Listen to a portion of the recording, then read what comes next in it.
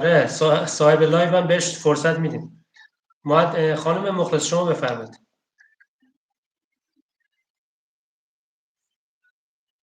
خانم مخلص هستید؟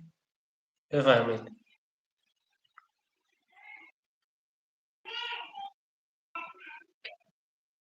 سلام خدمت دوستان، خوش اومدید. ببخشید امشب نت یاری نمیکنه، مجبوریم قطع کنیم که دوستان همگی خیلی خوش آمدیم. ببخشید اگر نبودین و ما قرعه کشی کردیم، دوستان نبودن.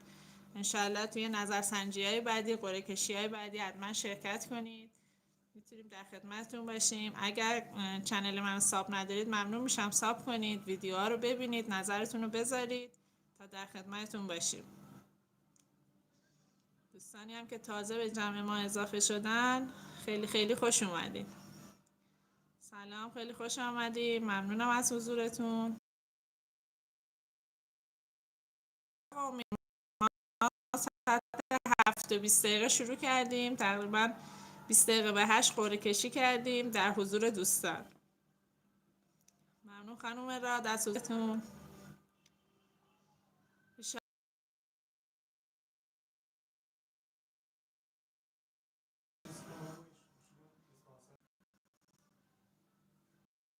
قرار اسپانسر ما باشه، انشالله توی قرعه کشی های بعدی هم شرکت کنید.